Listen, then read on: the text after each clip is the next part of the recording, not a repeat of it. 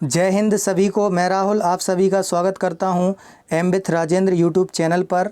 आज हम देखने वाले हैं साइंस के मोस्ट इम्पॉर्टेंट क्वेश्चंस को। चलिए तो आज का पहला क्वेश्चन देख लेते हैं। लार में कौन सा एंजाइम पाया जाता है?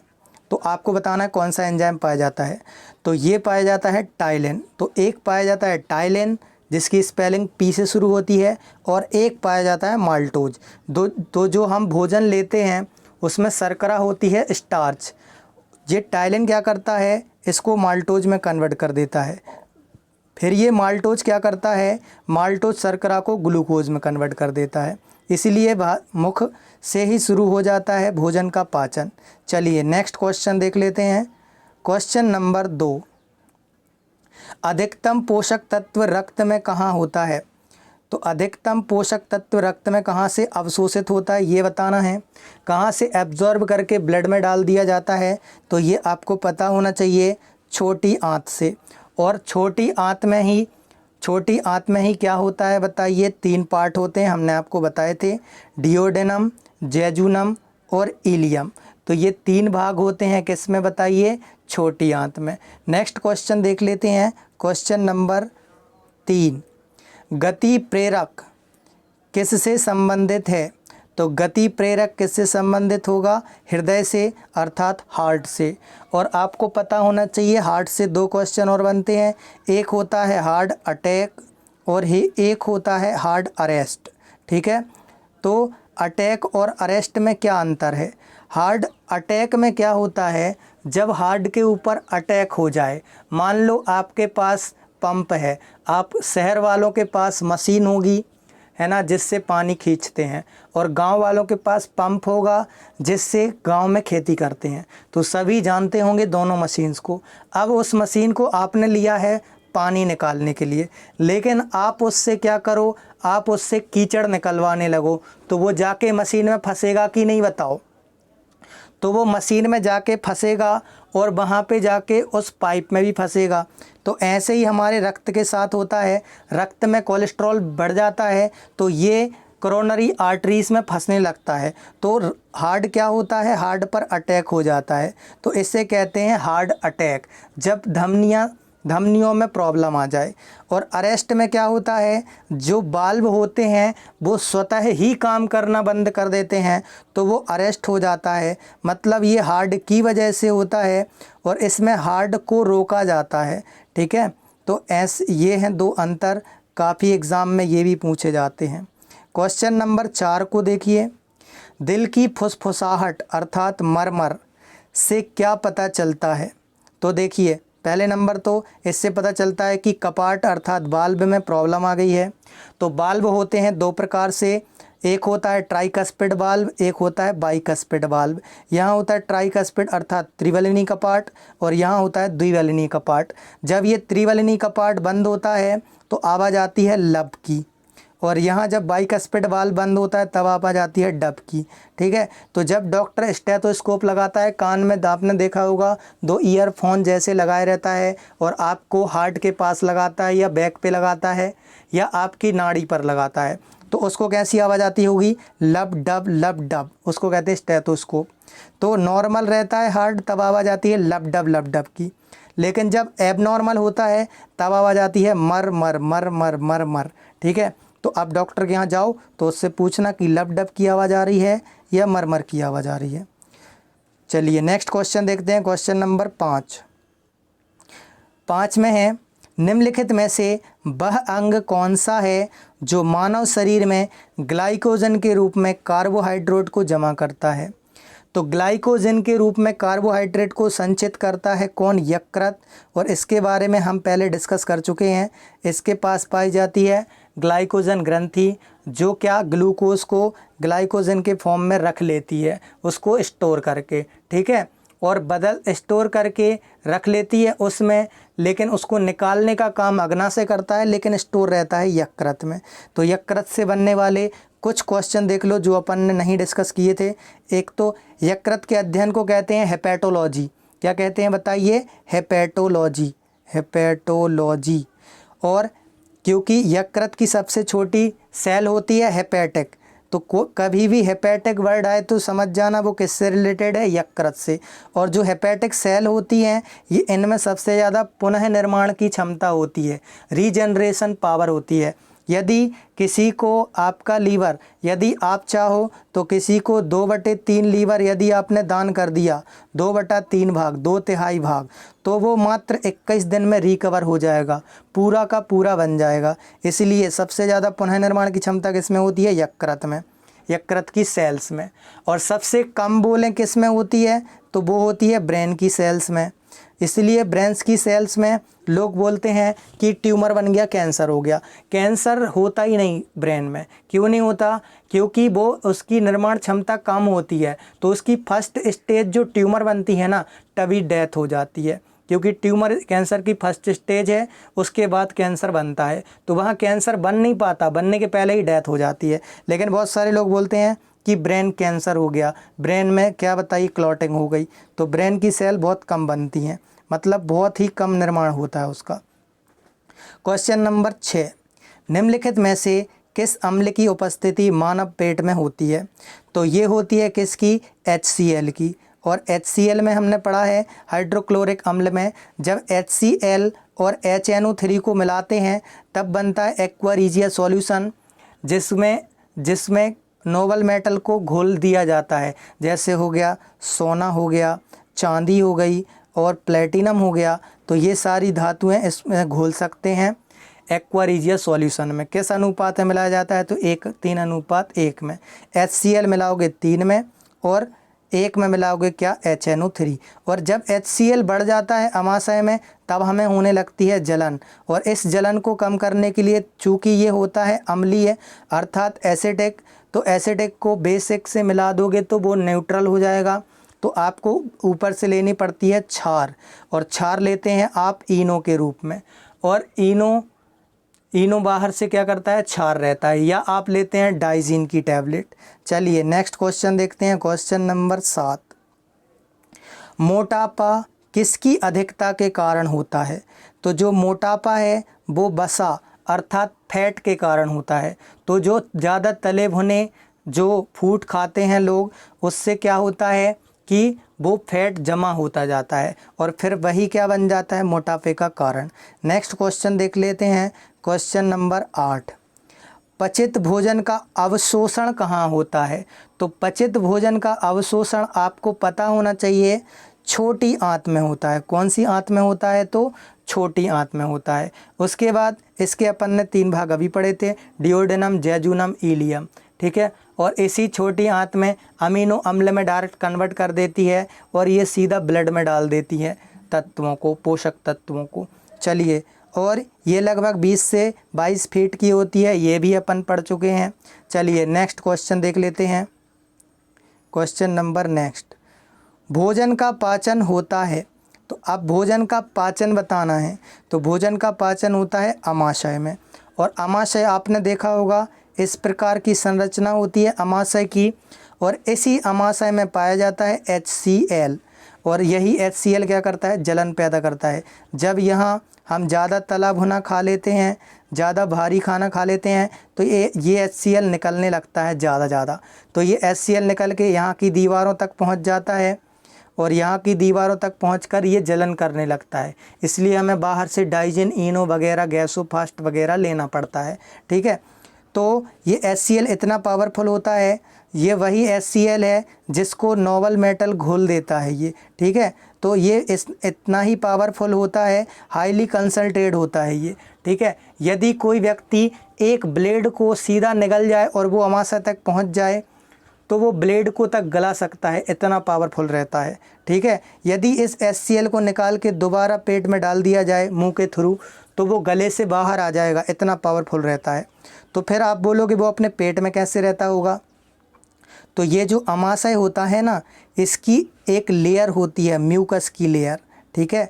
जो म्यूकस लेयर होती है वो इसको प्रोटेक्ट करती है, और ये हर 72 घंटे के, लगभग 72 घंटे में ये बदलती रहती है। और इसमें भोजन कितना घंटे रहता है? तो 4 घंटे रहता है। तो ये लगभग 72 घंटे में बदलती रहती है। यदि आपको म्यूकस लेयर को देखना है तो आपने देखा होगा आजू बाजू में जो सुबह से अंकल जी ब्रश वगैरह करते होंगे या आंटी जी, तो सुबह से जो उनकी खकार आती है तो वही कहलाती है म्यूकस। तो आप उसको देख सकते हैं, वो बदलती है हर 12 घंटे के बाद। तो उम्मीद है ये आपको समझ आ गया होगा म्यूकस लेयर। नेक्स्ट क्वेश्चन देख लेते हैं, क्वेश्चन नंबर 10। निम्नलिखित में से किसके जांचने के लिए एलिसा टेस्ट किया जाता है? तो एलिसा टेस्ट किया जाता है किसके जांचने के लिए? एड्स के जांचने के लिए।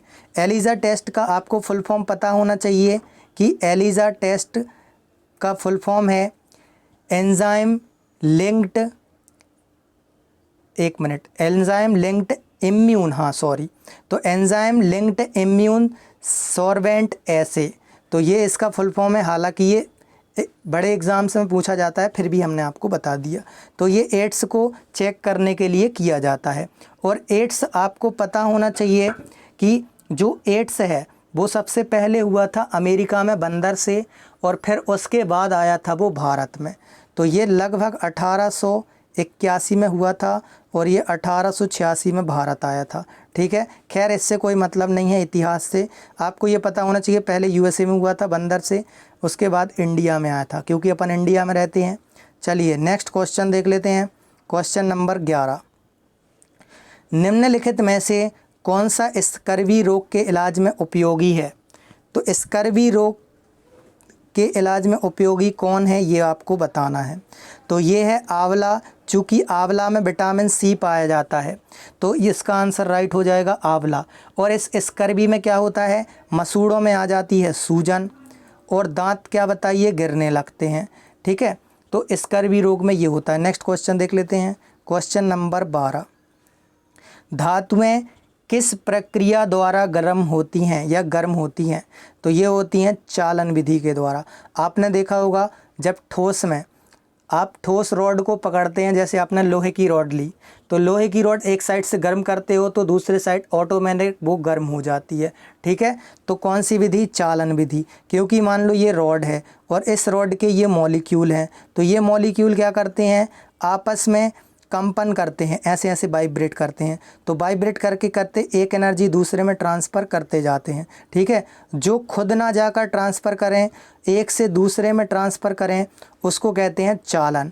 और जो खुद जाकर गर्म करें वो कहलाता है संवहन। आपने देखा होगा द्रव, जैसे मान लो कोई बीकर है, जैसे मान लो ये आपने एक बर्तन ले लिया, इसमें डाल दिया पानी और नीचे से लगा दी आग, तो ये पानी क्या करेगा, कैसे गर्म होगा? नीचे से इसका एक अणु आएगा और खुद आके गर्म कर देगा, फिर नीचे से आएगा गर्म कर देगा।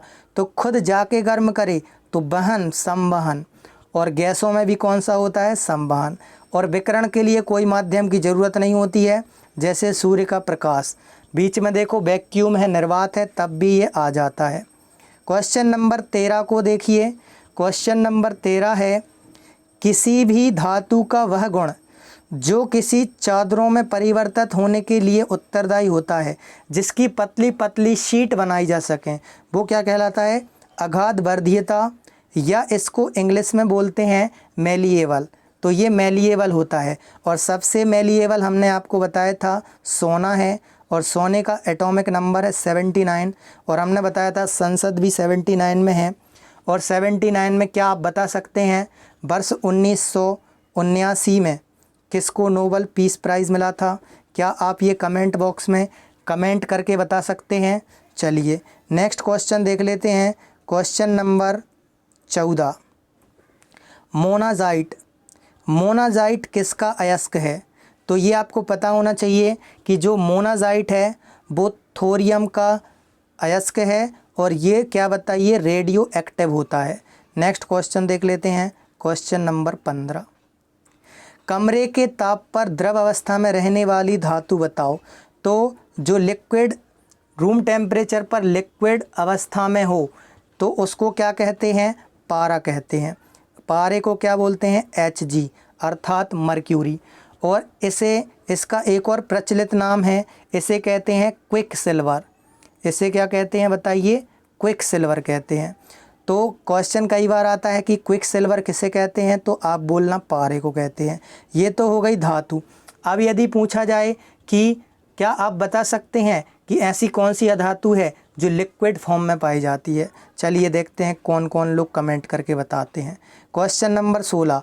और हाँ, यदि आपको ये सीरीज़ पसंद आ रही है और आप इसको कंटिन्यू जारी रखना चाहते हैं, हाँ, और छोटी मोटी गलतियां हो जाएं तो आप सुधार लिया करो और कमेंट बॉक्स में कमेंट कर दिया करो और एक दूसरे की हेल्प कर दिया करो किसी को यदि डाउट आता है तो, ठीक है।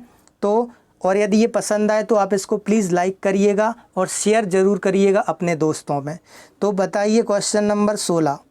पटाखों में हरे रंग के लिए उत्तरदायी क्या है। तो कौन सी मेटल जलने के कारण हरा रंग प्रदान करती है, ग्रीन कलर प्रदान करती है। तो ये करती है कौन सी बताइए, बेरियम। तो क्वेश्चन नंबर 16 का राइट आंसर हो जाएगा 3 बेरियम। तो ये बेरियम मेटल से। और रेड बोलेंगे तो स्ट्रोंटियम या स्ट्रोंसियम। नेक्स्ट क्वेश्चन देख लेते हैं। Question number 17।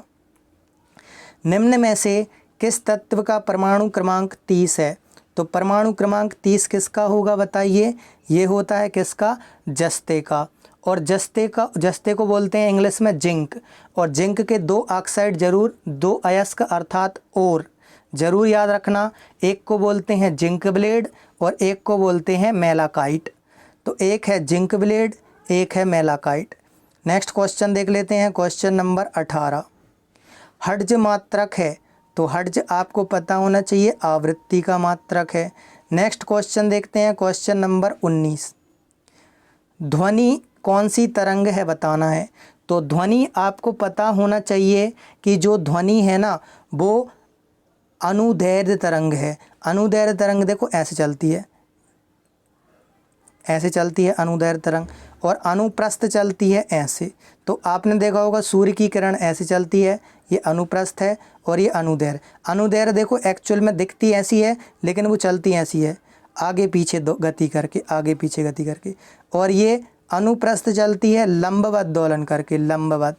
अच्छा, अनुदैर्ध्य को इंग्लिश में बोलते हैं लॉन्गिट्यूड, इंग्लिश मीडियम वालों के लिए। तो ध्वनि तरंग कौन सी है, अनुदैर्ध्य तरंग है। नेक्स्ट क्वेश्चन देखते हैं लास्ट आज का। तरंग अपश्रव्य अर्थात इंफ्रासोनिक कब कही जाती है, किस कंडीशन में कही जाती है। तो ये आपको पता होना चाहिए, जो 20 हर्ट्ज से कम की होती है। तो इसका राइट आंसर हो जाएगा 4, 20 हर्ट्ज से कम। अब एक होती है श्रव्य तरंग, एक होती है अपश्रव्य तरंग, एक होती है पराश्रव्य। तो अपश्रव्य होती है 20 हर्ट्ज से कम की। फिर होती है श्रव्य, श्रव्य होती है 20 से 20,000 हर्ट्ज के बीच में, जैसे कि पहले ऑप्शन में लिखा है। उसके बाद जो 20,000 हर्ट्ज से भी ज़्यादा की होती है वो कहलाती है पराध्वनि। तो अपश्रव्य, श्रव्य और पराश्रव्य। तो देखो ये हो जाएगी, इसी में देख लो, 20 से कम हो जाएगी अपश्रव्य और 20 से 20,000 के बीच में हो जाएगी श्रव्य, जिन्हें हम सुन सकते हैं। और 20,000 हर्ट्ज से ज़्यादा की होगी, इससे ज़्यादा की हो जाएगी यदि 20,000 हर्ट्ज से, 20 हर्ट्ज लिखा है यहाँ पर, ये है 20,000 हर्ट्ज से ज़्यादा की हो जाएगी तो ये हो जाएगी पराध्वनि। ने तो ये था आज के क्वेश्चंस, इम्पोर्टेंट क्वेश्चन। उम्मीद है आपको समझ आए होंगे, पसंद आए होंगे। तो आप इसमें कमेंट करके ज़रूर बताइएगा। और सभी जो नए साथी आए हों, नए स्टूडेंट्स आए हों, वो ज़रूर से जय हिंद लिखेंगे। तब तक के लिए सभी को जय हिंद, जय भारत। मिलते हैं नेक्स्ट वीडियो में।